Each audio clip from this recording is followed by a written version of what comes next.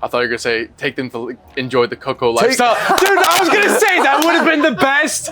All good. That was great. Always positive. That was great. I actually just think is you guys basically optimize what Bali means on lifestyle. The second thing is Ice Bath's a high ticket product and is more of a luxury product. So, you know, Rasmus is like a machine. Dude, he was telling me on the bike, he's like, I need to hire 25 fucking people next week. I'm like, yeah, what's the difference? Pickleball is kind of the shittier sport of paddle. Work till. Work never ends. Work till like 11 p.m. How do you take rest? It's called sleep. It's called sleep, yeah. And really just take the day off and enjoy what life has to offer. Hey guys, welcome to another Coco Lifestyle episode. This is with my good friend and founder of Ikigai, a lifestyle and wellness brand here in Bali. Notably, they have one of their ice baths, Ikigai, on the... Yes, sir. Yeah, here. It's pretty cool. It's pretty cool that we can connect so well. Yeah, we've done what? 3 events now? 2 events? 3 events?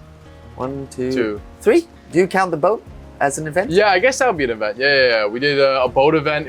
Was it 5 days in Labuan Bajo, Komodo Islands? That was dope. It's pretty mid. Pretty mid, yeah. It only cost us 410 million rupiah, but it's okay, you know? That was so cool. But yeah, we're here. And it's quite interesting to see how you guys have developed over the last little while and kind of learning a lot, especially obviously chatting with you, Rasmus and Evander. So it's been quite good. Yeah, I think we are pretty well aligned. Yeah. Maybe, as I say often, is that Coco Development Group is a few steps ahead. So 100%. 100%. And so everything that we learn along the way, we can, you know, pass on the tips so that you don't... And I think the biggest learning I've seen is just community is number one. Aligning what the community wants is, I guess, probably number one as well, right? Like, because what we were just talking about before was when when you guys built out this first complex, it was for apartments and then villas, but then you saw that villas were not as good, so then you guys started building into resorts. Yeah. Then you saw resorts were great, but then you guys saw, oh, people want paddle, wellness, gym, then you put everything together. So it's quite interesting, the steps and the progression and everything. Yeah, it's really a big journey. It's crazy. It's crazy to see how fast, you know, Rasmus is like a machine. Dude, he was telling me on the bike, he's like, I need to hire 25 fucking people next week. I'm like, dude, how are you hiring 25 people next week? He's just like, okay, I call them, I ask what you do, and then I just set them free, baby. Let's go. Yeah, he's really good at finding the right people, finding a lot of people, motivating people. Yeah. A thing that we talked on the boat is, maybe with Wander, is like, a way he works is it's always moving forward. If I hire you and you do, let's say you need to post a video every week, and then the first week you do something that is not super good, all good. That was great. Always positive. That was great. You could improve here. So always positive and always an improvement. That means you're always moving forward. Instead of saying, bro, this was terrible. Go back to the drawing board, start again. Then that means you're stalling because you're not moving forward. And you know, I wonder how you that was one big thing I definitely did see, is that like not interrupting the flow of things. I wonder how you then keep it at a high standard. That's the biggest thing, I think, is like high standard, or the feedback gets taken in and then applied for the next one. I think, you know what, so Rasmus knows what he's doing. Yeah. In Denmark he has 3 companies, a marketing agency, social media and marketing agency, a festival agency. Oh, really? Yeah. I thought you only had the accounting thing. No, it's a Panorama Festival. And then the third one is that one of the biggest accounting firms in Denmark. You put all 3 together, you have social media and marketing. We excel in that. Yeah. Bringing people together and creating incredible events. We are excellent at that. And then the numbers game. Yeah. The finding the best investment cases on the island of Bali, just like all 3 together. So every department that he runs, you can directly go to him as the expert in that domain and say, hey, what's your opinion on this? Should we do this or should we do that? And he's going to give you the right answer. Will you guys expand into Gili T, Lombok, other areas, or who knows? I would honestly be curious as well, even the concepts in big cities too, because I feel like people are so out of touch in communities over there, you know? Like they're so... You think? I don't know. I feel like whenever I was in, say, Toronto, I never actually was able to connect with the community unless it was, okay, paddle community here, but it wasn't like, okay, a community that where you then do different things, you know? Because you guys do different things that still align underneath the same umbrella, you know? Which is quite interesting. I think it's a good point. I never thought of it like this, but I think it's just that Bali is so small that you have a community and has a big impact on the island. But for example, take a big city, you could have a neighborhood community in New York. Yeah. And it would be twice as big as in Bali, the size of your community in Bali. But it would be like so small compared to the whole size of the city that you think it has no impact. Mm-hmm. You know, you can, so I think first of all, like one way to do it is location, location, location. If the location is good, you have a good investment case in a lot of the cases. So it doesn't mean that we won't expand to big cities. And then by expanding to big cities, we just have more people and a lot of people, a community is just a bunch of people that like to do the same thing. Yeah. So you have that in a city. I'd see like Dubai. I don't know if you've been there a few times. Yeah. I used to live there, and everyone wants to be part of a community, but they're all spread out. Yeah. So I don't see why Coco Development Group would not thrive in that place, because they just bring everything in the same spot, and the community would thrive in the same area. It is quite interesting because, like, you know, Nuanu and the other developers, Park, they were trying to relatively do the same thing, but they didn't pull off the community aspect as well, you know? Maybe. Because that was one thing that I did see with Park. Park was more Russian, but still the community events internally inside of it wasn't like it was being fucking hit. Like, okay, No? every single week is this. I don't know. I don't know, because I don't participate in. Yeah. I didn't participate. So you might ask, if you say it's mostly Russians, you might ask a Russian person, how was the community events over there? And he'd be like, man, it was so good. We're eating borscht every Friday, borscht night. You know, Russian culture things. Like, I know they like karaoke. We don't really do karaoke because most of our community doesn't align maybe with karaoke, but theirs does. So I wouldn't be able to say, was it a success? Was it a hit or not? I think Nuanu is doing cool stuff. Like, they're doing run clubs. I think Nuanu compared to Park is definitely up there, and I feel like they're starting towards to build it further and further. Like their run, we participated, I think, at a couple thousand people, but it's primarily Indonesians, not the people that are, well, I actually don't know 100%. Wasn't Nizar part of that run club? No. He was in Jakarta. So he does the Jakarta one, but basically what he does is that he actually cross-collaborates with the communities around Indonesia. Okay. Yeah, with his running brand. But didn't you put an ice bath there? Sorry? Didn't you put an ice bath? Yeah, we put 2 ice baths there for the event, for the run. So we had a couple hundred people try out the ice baths. That was cool. And then we're going over to doing a paddle event in 2 weeks in Jakarta, which will be interesting. Didn't you do one in Surabaya? Yeah, we did one as well. Pickleball in Surabaya. What's the difference? Pickleball is kind of the shittier sport of paddle, but pickleball is more for America for some reason. Like they haven't tried paddle yet, but it's more of an American thing. But it's kind of shittier. Yeah? Yeah.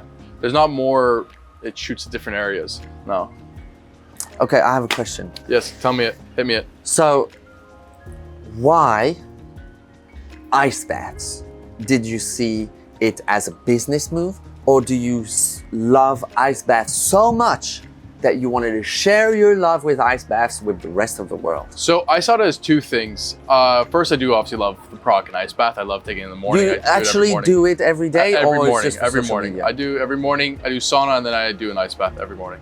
Okay. So it just helps me, like the sauna obviously makes me more low, and then the ice bath gets you a bit higher, and then you kind of get into a nice middle state. It's like what the Wolf of Wall Street said, right? You take some cocaine, and then you take some ketamine, and now you're in the middle. Did he say that? Well, he said some shit like this, where you take a lewd, and then you take a... I'm joking. Anyway, that's not what we promote here. But basically, the 2 biggest things that I saw here was that, well, 3, was that wellness as the overall trend is on the uprise. Everybody is getting into wellness. Everybody wants to biohack themselves, and I saw that as a general concept is that if you attach yourself to wellness and a growing industry, usually you have higher success rates. Yeah. So that was one. The second thing is ice baths is a high ticket product and is more of a luxury product. So if I want to first start a luxury brand, it's going to be easier to give this type of unit to a 5-star hotel, to huge influencers to work with them.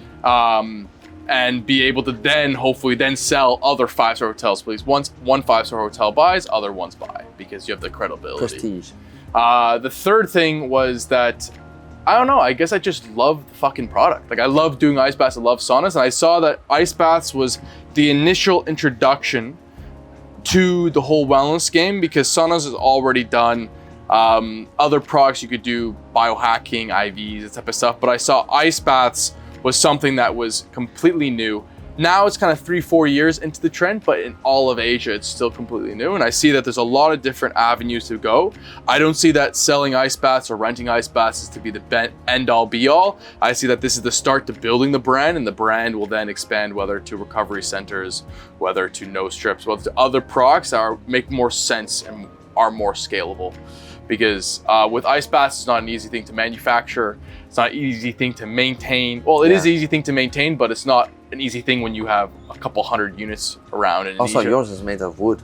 Yes, wood ain't an easy thing to maintain. So for us, I just saw that the ice baths was the first way to go into the branding aspect and then be able to branch off to other areas. And I saw that an ice bath really did give me the most amount of benefits compared to the sauna as well. Damn. So I like that the best. That gives you the big three answers. What do you think? I never do ice bath. I never do wellness, like a recovery center. Why? No time. But you don't do time the morning. For the gym, time for work, time for eating and sleeping, time for repeating. But when you wake up, what do you do? Check my phone, answer the messages, get ready, go to the gym. Finish the gym, shower, work. Work till? Smash. Work till. Work never ends. Work till like 11 p.m. Really? Yeah, no joke. Well, I guess all your clients are in Europe, eh? Like you're I fucking wake up at 7:38. No time. Maybe I have a mission. You're working the 7-Eleven diet, My middle name is Mission. My last name is Mission for a reason. Yeah, and you have a fucking tattoo called Work Harder. Why did you get that tattoo anyways? Because just work harder. No, but there had to be a moment where were you just being a pussy or like what was the... No, it's just a reminder, work harder. That's it. I probably, because I was in Belgium and I was sad as hell, I was like, I need to work harder to get out of here. Otherwise, I'm a fail, my mission. What's, do you tattoo it yourself or did you... No, but I literally, it's funny you ask, I wrote it down with a pen and I said tattoo on top. Oh, really? Yeah, it's my handwriting. Fuck off, really? That's true. That's a good question. Interesting. Yeah, funny. I mean, you know, a lot of people say, I don't know, work smarter. I'm not smart. I just know how to work hard. Maybe it'll take more time for me to reach other people's level, but I will just not, I'll be consistent. I will not get tired, you know? How do you not get tired? Because the mission is not finished. No, but what was your mission? The mission is to, on my screensaver, there's my family. Is take my family out of miserable Belgium and make them have a taste of the life and the lifestyle that they can have, maybe in Bali, maybe in Dubai, maybe somewhere else than freaking Belgium. I thought you were gonna say, take them to enjoy the Coco lifestyle. Dude, I was gonna say, that would have been the best fucking intro. That's how I was like, oh, dude, he's gonna crush it. It's gonna be good. Essentially, if you don't brand what I said, then you say it the way I said it. But if you brand what I said, essentially the Coco lifestyle is that. Yeah. It's like waking up, meeting nice people, elevating yourself, going to the gym, eating healthy, having a little bit of sunrise, sun in your life, moving, meeting people. It's like, how would you describe the Coco lifestyle? It's the same as if you call it the Ikigai lifestyle. I actually just think is you guys basically optimize what Bali means on lifestyle, really. Like yeah, if you really feel about that, you guys utilized everything that Bali can offer, right? Like the paddle, the people. Because that's the other big thing. I think Bali in general as an area has some of the best community. Yeah. And you guys just maximize that and put that. So when I think of it, Agree. it's kind of maximizing for me, what Bali has to offer towards me. And you're allowing outside investors, outside people to then come to Bali and experience it like a more seamless way versus it just being like, figuring out on your own. Yeah, I would agree. I would agree. I think we're not pushing it, but we're making it easier for you to just enjoy the Bali lifestyle. Like, I live 1 minute away from my gym, 1 minute away from my boxing club, 1 minute away from my office, 1 minute away from the cafes, lots of cafes, healthy food, etc. 2 minutes away from the beach. If I want to go to the jungle, I drive 40 minutes. Sometimes I cross you on the road, and you're disconnected from the hustle life.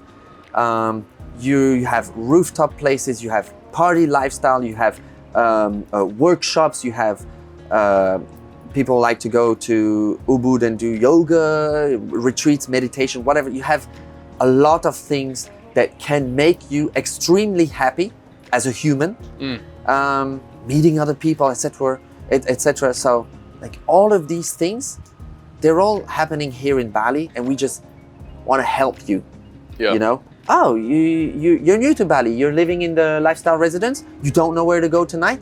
You like to networking with other people. We suggest, and we're organizing an event here. You like to go to a workshop and learn how to elevate your business game, etc. with this famous guy who's succeeded in his domain. Please, we've organized a workshop over here in collaboration with this partner, etc. You like ice baths? Well, we have a beautiful collaboration with Ikigai, who granted us an ice bath on the rooftop of our building. Please feel free to use it and tell us what you think. I'm using the co-working here. How many partners or collaborators you guys, like companies you guys have collaborated with over the years? Yeah, I'm looking at Nan. Nan has a number. I think you collaborate over 100 people? 100 different companies? Oh, more than 100. More than 100? Yeah, 150 In Coco? partners. Partners? Yeah, more than 100. 150, something like that. It's also like one partners like have one head of groups, and one group have like 70 brands. They have like 70 restaurants or something like this. Management, something like that, but that's roughly. Sick. Well, yeah, that's what I definitely do see is the power is leveraging that and being able to put it within the community. So tell me, what's the Coco card? Ash showed me the Coco members card. Yeah, what is that, by the way? It's a way to just, if you say you're a Coco member, you show your card. Let's take it from the perspective of a business. Business has a lot of tables that are not full.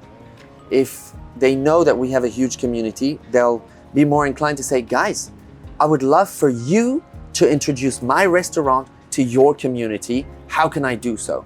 Well, a simple way is to your restaurant maybe offer a little discount to our community or everyone who's holding Coco members card.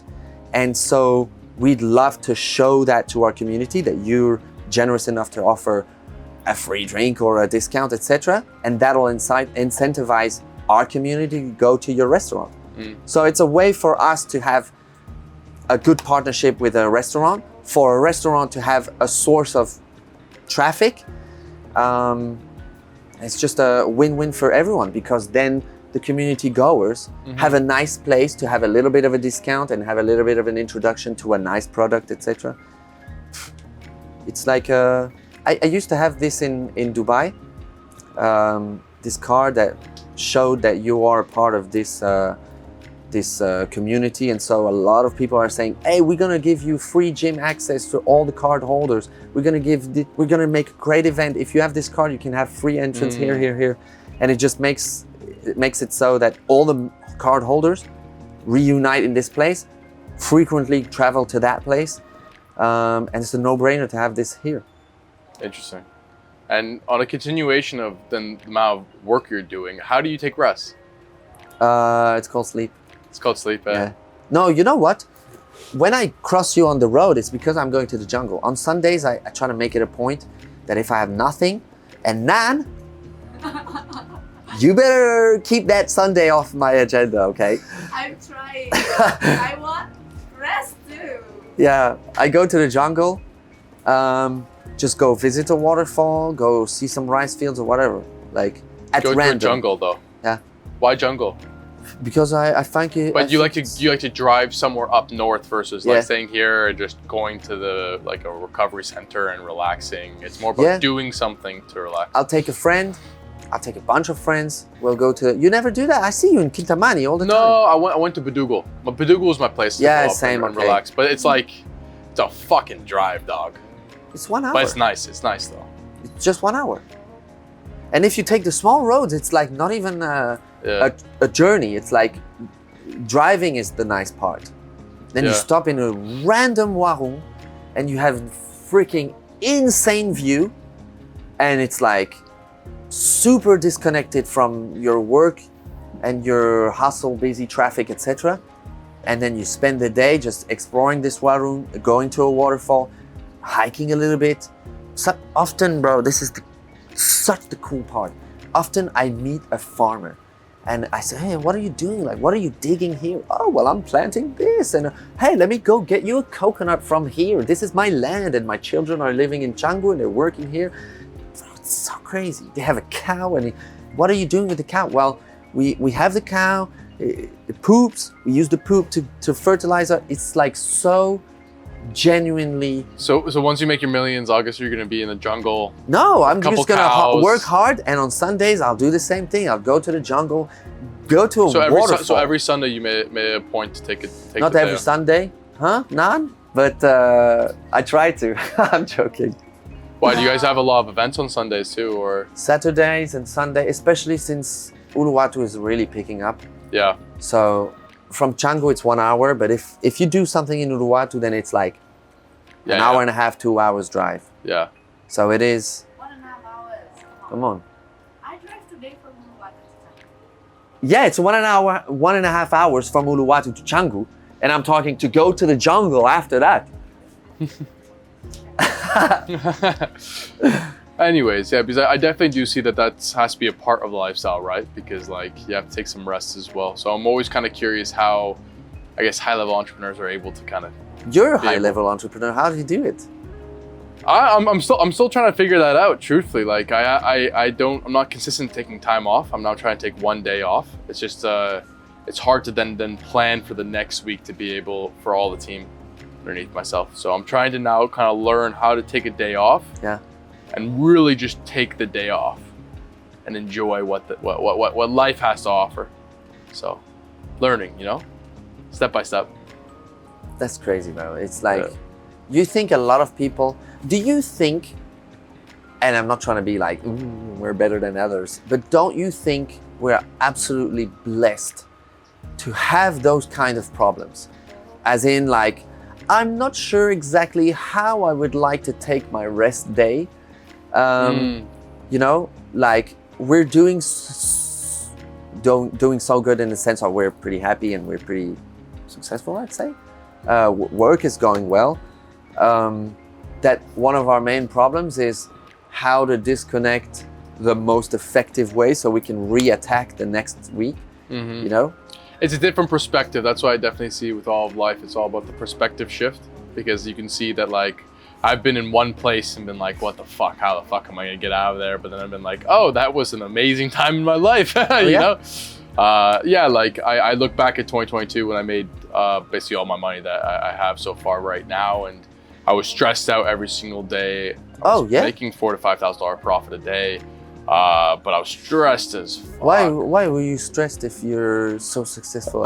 Because I thought that problems would always stop, I thought problems would stop. I thought that like over time that things would get easier, but they never do. But that's the mindset shift, being like, oh wow, I'm making very good money. Yes, I have problems, but problems will always be solved. Problems will always be there. But let's just keep on going and enjoying what you have to offer. But it was just more of a interesting shift, I guess. No, that's crazy. But I've not reached that point yet, but a lot of people say problems don't stop when you start making money. They just get bigger. But it seems like that's what you're saying? Yeah, problems. I think there will always be problems. There's just the higher level you want to go to, the bigger the problem will be, and the more that you've not solved that problem already. So if you've already solved that problem, then there's less of that stress. But when I've realized all problems are just in the figurative mind, because you're not starving, when you go back to primitive, you're not starving. My parents are not sick, all these kind of things. So are problems really problems? Probably not, no. So, but problems do get bigger. There's more things to manage, more money at risk. However, I think that's what life is. So it's just accepting it and going forward. Yeah, I don't know. I still, I mean, I don't know. I still don't think, in my case, yeah, everyone has problems, but problems don't get bigger the more I'm successful. So, really? Yeah, maybe I'm a. I think it's maybe the way that you approach it. I think it's the way that you approach it. Maybe I don't see them as a problem. I just see them as like, oh, this needs to be fixed. That's it. That's basically, it's separating the emotion from the problem. Like I know, for example, you're hiring the sales setter, right? Yeah. It's like not getting frustrated, like you're gonna solve it. It's just that's the problem. Like for you to scale up to make more money, whatever, you have to solve that. But should remove any emotion from it. Or for example, let's just say a product broke down. Okay, don't get emotionally attached to it. What are the issues? Fix the issue. You know what I'm saying? Yeah. And I think that's how big entrepreneurs get to that level, is just bulldozing through it without having the emotion attached towards it. So that's, for me, that's what I'm learning, genuinely. And you do a lot of content. Where can we find you, or should we go follow Ikigai, and where can we find Ikigai? So Ikigai is at weare.ikigai, and then my name is Cameron.Denise, so both on Instagram. That's what I would recommend. But other than that, you'll probably be hit with a fucking ad if you're in Bali. So yeah, and you'll probably be hit by a lot of swearing from you. Yes. Cameron, so good to have a podcast together. So guys, don't forget to follow the Coco Development Group Instagram page. It's an absolute pleasure to host these podcasts with these beautiful people. That's the whole point of this podcast, is to showcase to you what kind of beautiful people you can meet when you come to Bali. So see you in the next one. Cool.